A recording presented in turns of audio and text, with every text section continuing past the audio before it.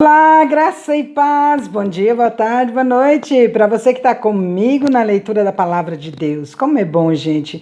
Não, vocês não têm noção de como é motivacional as mensagens que vocês têm deixado ali no canal.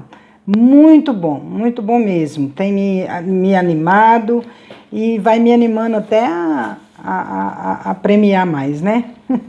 O povo aqui no canal que já está do ano passado já sabe que eu sou meia, né?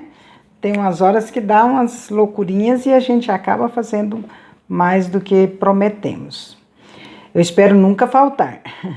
Vamos aqui, gente, olha que maravilha. Nós temos a Ivani Ornelas, amiga da Paulinha, a Naira, amiga da Albertina, a Lucélia, da Carmen, irmã da Carmen até, o Willis, amigo da Carmen, a Marionice, amiga da Carmen, e a Ana Cláudia, que é amiga da Marionice, que foi convidada pela Carmen, a Cleusa Silva, amiga da Adélia, a Terezinha, amiga da Carmen, a Vera Lúcia, amiga da Leila, a Elza, amiga do Hélio e da Leila, a Diana Pinto, amiga da Carmen, a Suelen, amiga da Carmen, amiga não, é filha da Carmen, a Suelen. A Cecília também é irmã da Carmen, é porque eu conheço eles lá de Pochorel.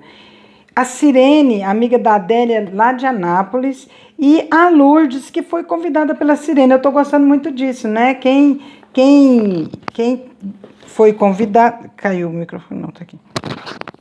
Quem foi convidada está convidando outras pessoas. Isso é muito legal, porque o nosso objetivo é alcançar o maior número de pessoas possíveis lendo a Bíblia com a gente. Então, se você começou agora, volta lá no comecinho, vai lendo 2 por dia que você nos alcança e vai ser uma bênção para você. Hoje nós leremos Gênesis capítulo 18. Capítulo 18 é bom, hein? Hoje, janeiro, dia 18. Hoje é dia 18, mas nós leremos Gênesis capítulo 37, do versículo 1 até o 38, versículo 30. Vamos continuar aquela história maravilhosa de Jacó, né? Onde nós podemos ver aí a tragédia com a esposa amada dele, né? A Raquel, que triste que foi, né? E que pena. Então vamos que vamos. Jacó passou a morar na terra de Canaã, onde seu pai tinha vivido como estrangeiro. Este é o relato de Jacó e sua família. Quando José tinha 17 anos, cuidava dos rebanhos de seu pai. Trabalhava com seus meios irmãos, os filhos de Bila e Zilpa, mulheres de seu pai, e contava com seu pai algumas das coisas erradas que seus irmãos faziam. Então ele era o dedo duro da família, né? Jacó amava José mais que a qualquer outro de seus filhos, pois José havia nascido quando Jacó era idoso. Por isso, certo dia, Jacó encomendou um presente especial para José, uma linda túnica. Os irmãos de José, por sua vez, o odiavam, pois o pai deles o amava mais que a todos os outros filhos. Não eram capazes de lhe dizer uma única palavra amigável. Certa noite, José teve um sonho, e quando o contou a seus irmãos, eles o odiaram ainda mais. Ouçam esse sonho que tive, disse ele. Estávamos no campo, amarrando feixes de trigo. De repente, meu feixe se levantou e ficou em pé, e seus feixes se juntaram ao redor do meu e se curvaram diante dele. Seus irmãos responderam: Você imagina que será nosso rei? Pensa mesmo que nos governará? E o odiaram ainda mais por causa de seus sonhos e da maneira como os contava. Pouco tempo depois, José teve outro sonho e mais uma vez contou a seus irmãos. Ouçam, tive outro sonho, disse ele. O sol, a lua e 11 estrelas se curvavam diante de mim. Dessa vez, contou o sonho não apenas a seus irmãos, mas também ao pai, que o repreendeu, dizendo: Que sonho é esse? Por acaso eu, sua mãe e seus irmãos viremos e nos curvaremos até o chão diante de você? Os irmãos de José ficaram com inveja dele, mas seu pai se perguntou qual seria o significado dos sonhos. Pouco depois, os irmãos de José levaram os rebanhos de seu pai para pastar junto de Siquém. Então Jacó disse a José: seus irmãos estão cuidando das ovelhas em Siquém. Aproveita-te e eu o enviarei até eles. Apronta-te e eu o enviarei até eles. Estou pronto para ir, respondeu José. Vá ver como estão seus irmãos e os rebanhos, disse Jacó, e traga-me notícias deles. Jacó o enviou e José viajou de sua casa no vale de Hebrom até Siquém. Quando José chegou a Siquém, um homem da região notou que ele andava perdido pelos campos. O que você está procurando? Perguntou o homem. Estou procurando meus irmãos, respondeu José. O senhor sabe onde eles estão cuidando dos rebanhos? O homem lhe disse: sim, eles foram embora daqui, mas eu os ouvi dizer: vamos a Dotã. Então José foi atrás de seus irmãos e os encontrou em Dotã. Quando os irmãos de José o viram, o reconheceram de longe. Antes que ele se aproximasse, planejaram uma forma de matá-lo. Lá vem o sonhador, disseram uns aos outros. Vamos matá-lo e jogá-lo numa dessas cisternas. Diremos a nosso pai: um animal selvagem o devorou. Então veremos o que será dos seus sonhos. Mas quando Rúben ouviu o plano, tratou de livrar José. Não o matemos, disse ele. Por que derramar sangue? Joguem-no nesta cisterna vazia aqui no deserto e não toquemos nele. Rúben planejava resgatar José e levá-lo de volta ao pai. Assim, quando José chegou, os irmãos lhe arrancaram a linda túnica que ele estava usando, o agarraram e o jogaram na cisterna vazia, ou seja, sem água. Mais tarde, quando se sentaram para comer, viram ao longe uma caravana de camelos vindo em sua direção. Era um grupo de negociantes ismaelitas que transportavam especiarias, bálsamo e mirra de Gileade para o Egito. Judá disse a seus irmãos: o que ganharemos se matarmos nosso irmão e encobrirmos o crime? Em vez de matá-lo, vamos vendê-lo aos negociantes ismaelitas. Afinal, ele é nosso irmão, sangue de nosso sangue. Seus irmãos concordaram. Então, quando os ismaelitas, que eram negociantes midianitas, se aproximaram, os irmãos de José o tiraram da cisterna e o venderam para eles por 20 peças de prata, e os negociantes os levaram para o Egito. Algum tempo depois, Rúben voltou para tirar José da cisterna.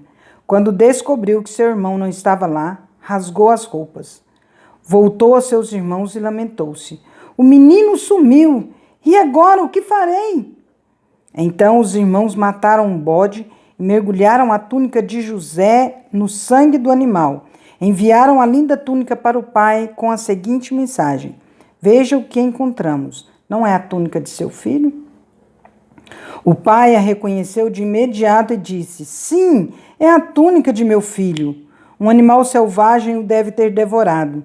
Com certeza José morreu despedaçado. Jacó rasgou suas roupas e vestiu-se de pano de saco. Por longo tempo, lamentou profundamente a morte do filho. A família toda tentou consolá-lo, mas ele se recusava. Descerei à sepultura lamentando a morte de meu filho, dizia, e continuou a lamentar-se. Enquanto isso, os negociantes midianitas chegaram ao Egito, onde venderam José a Potifar, oficial e capitão da guarda do faraó. Por essa época, Judá saiu de casa e se mudou para Adulão, onde foi morar na casa de um homem chamado Ira. Ali, Judá viu uma mulher cananita, filha de Suá, e se casou com ela. Teve relações com a mulher e ela engravidou e deu à luz um filho, que ele chamou de Er. Ela engravidou novamente e deu à luz outro filho, que chamou de Onã. Quando estavam morando em Quezibe, ela deu à luz o terceiro filho e chamou de Selá.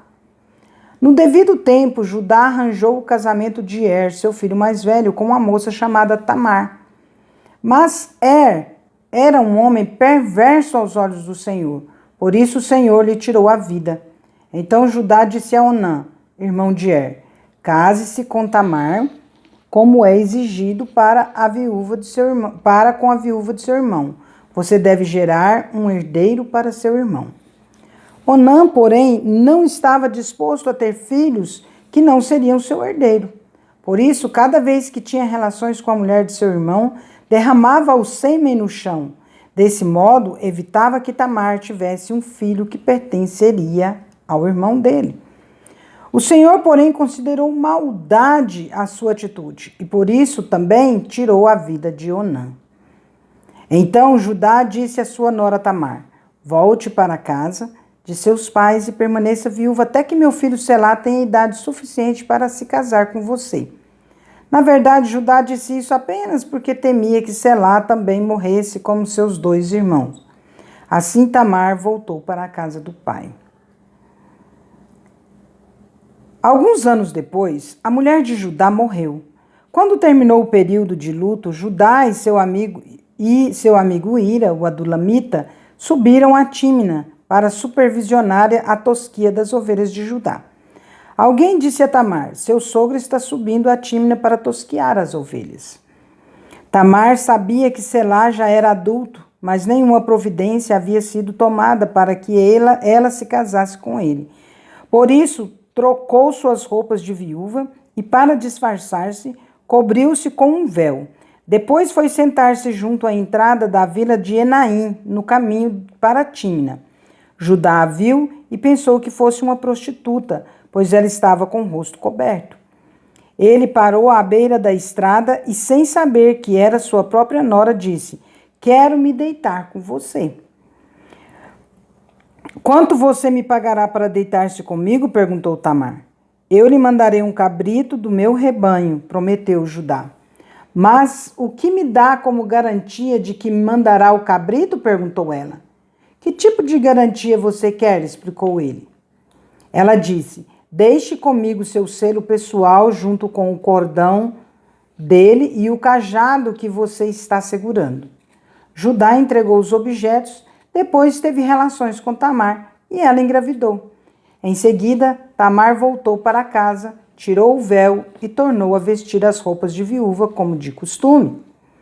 Mais tarde, Judá pediu que seu amigo Ira, o adulamita, levasse o cabrito para a mulher e pegasse de volta as coisas que ele havia deixado como garantia.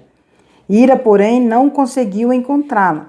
Perguntou aos homens que moravam lá: onde posso encontrar a prostituta do templo que estava sentada junto à entrada de Enaim?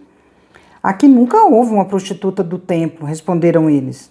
Então Ira voltou para onde Judá estava e lhe disse: não conseguia encontrá-la em lugar algum. E os homens da vila disseram que lá nunca houve uma prostituta do templo. Que ela fique com as minhas coisas, disse Judá. Mandei o cabrito como tínhamos combinado, mas você não a encontrou. Se voltássemos para procurá-la, o povo da vila zombaria de nós. Uns 3 meses depois, disseram a Judá: sua nora, Tamar, se comportou como prostituta e por isso está grávida. Judá ordenou: tragam-na para fora e queime-na. Quando a estavam tirando de casa para matá-la, ela enviou a seguinte mensagem ao seu sogro: estou grávida do homem que é dono destes objetos. Olhe com atenção. De quem são este selo, este cordão e este cajado? Judá os reconheceu de imediato e disse: ela é mais justa que eu, pois não tomei as providências para que ela se casasse com meu filho Selá.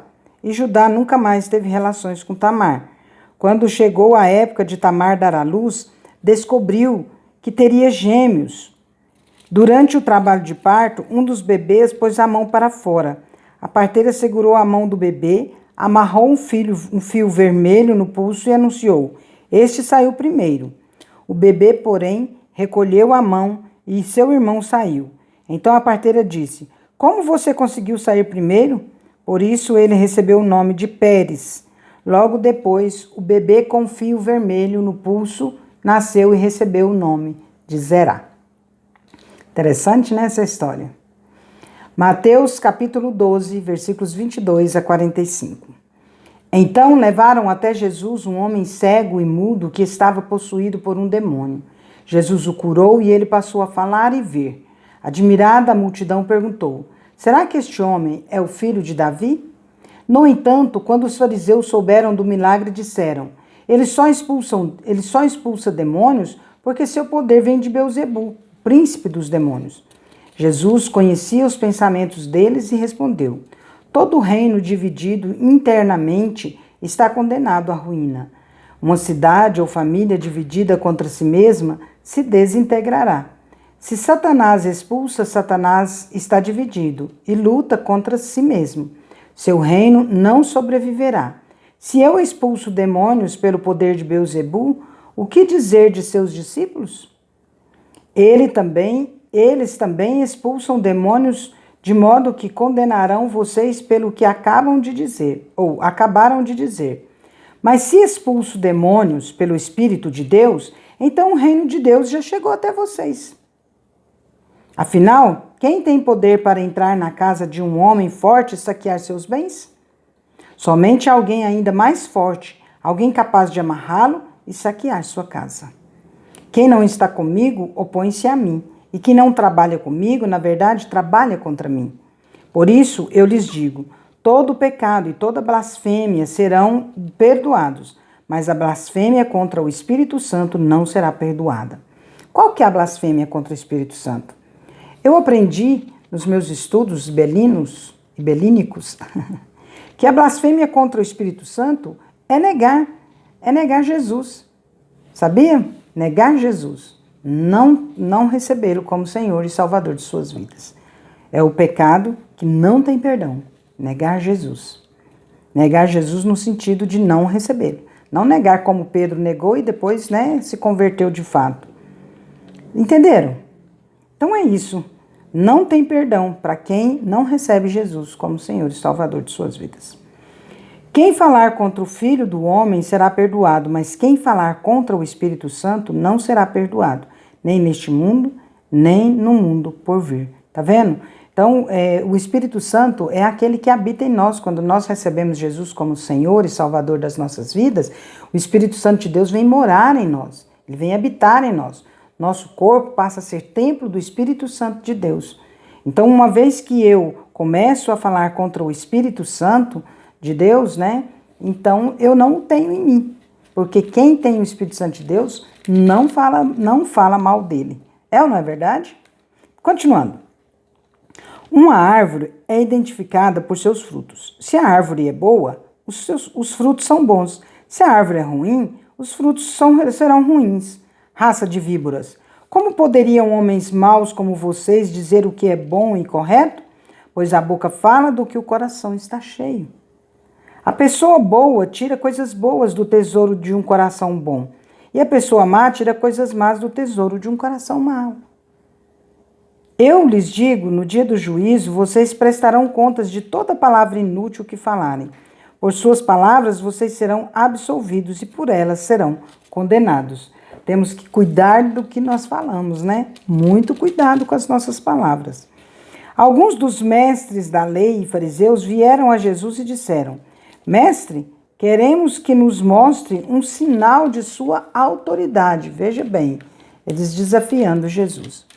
Jesus, porém, respondeu: Vocês pedem um sinal porque são uma geração perversa e adúltera, mas o único sinal que lhes darei será o do profeta Jonas. Pois assim como Jonas passou 3 dias e 3 noites no ventre do grande peixe, o Filho do Homem ficará 3 dias e 3 noites no coração da terra. Ele estava prevendo aqui, ou predizendo aqui, sua morte. No dia do juízo, os habitantes de Nínive se levantarão contra esta geração e a condenarão, pois eles se arrependeram de seus pecados quando ouviram a mensagem anunciada por Jonas. E vocês têm à sua frente alguém maior que Jonas. A rainha de Sabá também se levantará contra esta geração no dia do juízo e a condenará, pois veio de uma terra distante para ouvir a sabedoria de Salomão, e vocês têm à sua frente alguém maior que Salomão. Quando um espírito impuro deixa uma pessoa, anda por lugares secos à procura de descanso, mas não o encontra. Então diz: voltarei à casa da qual saí. Ele volta para sua antiga casa e a encontra vazia, varrida e arrumada. Então o espírito busca outros 7 espíritos piores que ele, e todos entram na pessoa e passam a morar nela, e a pessoa fica pior que antes. Assim acontecerá com esta geração perversa. Gente, a palavra de Deus nos avisa de tudo, né? De tudo. Nós não temos desculpa. Salmos 16, de 1 a 11. Salmo de Davi. Guarda-me, ó Deus, pois em ti me refugio. Eu disse ao Senhor, tu és meu Senhor. Tudo o que tenho de bom vem de ti. Os que são fiéis aqui na terra são os verdadeiros heróis. Tenho prazer na companhia deles. Muitas são as aflições dos que correm atrás de outros deuses. Não participarei de seus sacrifícios de sangue, nem invocarei o nome deles. Somente tu, Senhor, és minha herança, meu cálice de bênçãos. Tu guardas tudo o que possuo. A terra que me deste é agradável. Que herança maravilhosa! Louvarei o Senhor que me guia. Mesmo à noite meu coração me ensina. Sei que o Senhor está sempre comigo. Não serei abalado, pois Ele está à minha direita. Não é de admirar que meu coração esteja alegre e eu exulte. Meu corpo repousa em segurança, pois tu não deixarás minha alma entre os mortos, nem permitirás que teu santo apodreça no túmulo. Tu me mostrarás o caminho da vida e me darás a alegria de tua presença, e o prazer de viver contigo para sempre. Provérbios 3, 27 a 32. Não deixe de fazer o bem àqueles que precisarem, sempre que isso estiver ao seu alcance. Se você pode ajudar seu próximo agora, não lhe diga volte amanhã e eu lhe darei algo. Não planeje o mal contra seu próximo, pois quem mora por perto confia em você. Não procure motivos para brigar se ninguém lhe fez mal. Não tenha inveja dos violentos, nem imite sua conduta.